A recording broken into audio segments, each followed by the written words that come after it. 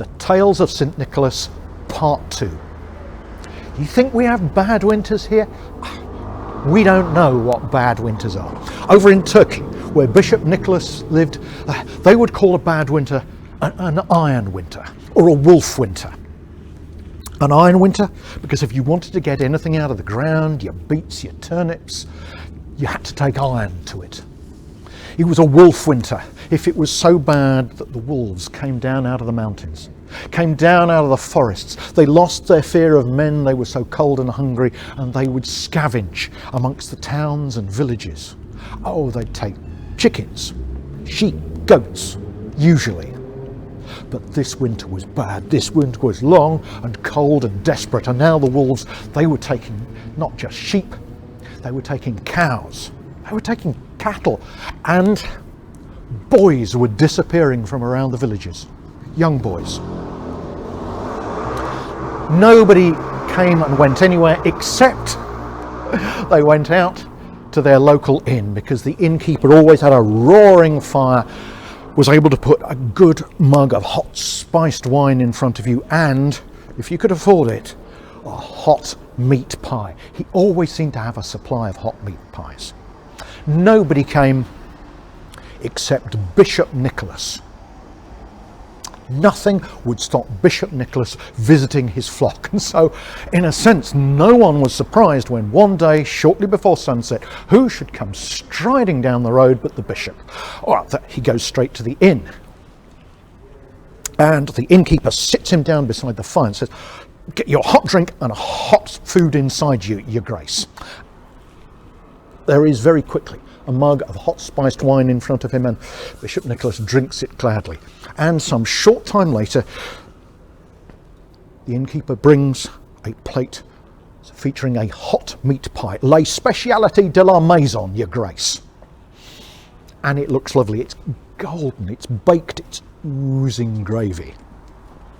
The bishop bows his head and says grace. And the innkeeper and all the villagers who have gathered to see him, they stop and they bow their heads, and the bishop prays. And he prays. And he prays, and the innkeeper, he's a bit puzzled now. I mean, I know he's a bishop, but how much grace do you need to say? But now the bishop, he doesn't have on his face an expression that's saying thank you for the food that he's got. He's a man in pain. He's a man in anguish. He's searching for something. And then he stops, puts his hands down, looks up at the innkeeper and says, "Where are they? Where are the rest?" Yeah, my lord, your grace, says the innkeeper. "What, you mean the other pies?" "Well, they're down in the cellars with the rest." "Show me," says the bishop. And he stands and accompanies the innkeeper as he goes through the door which leads down into the cellars. And down they go, and there's the first cellar with barrels of beer and barrels of wine and barrels of brandy. "No," says the bishop, "not here." They go on to the next. Rows of ready-made meat pies. The bishop looks around. "No," he says, "not here. The rest." They go down into the final cellar, and there they are, the barrels of salted meat all along the wall. And the bishop looks around. He says, "Yes, this is where they are, isn't it?" And off the wall he grabs an axe, and with that axe he slams it into the barrels, left and right and up and down, until there are splinters of wood flying around the small cold cellar. And with those splinters of wood there is salted liquor, and behind the salted liquor the cuts of meat. But these aren't cuts of pork, they're not cuts of beef or mutton. No, these cuts of meat have hands, they have feet, they have toes, they have fingernails. And the bishop and the innkeeper are standing in the sloshing, salty water around their ankles, that wine-dark sea of the Adriatic awash with t-shirts and life jackets. And the bishop says, "Now, my man, now we pray." And with his hand on the innkeeper's shoulders, the two men kneel in the icy waters and they begin to pray.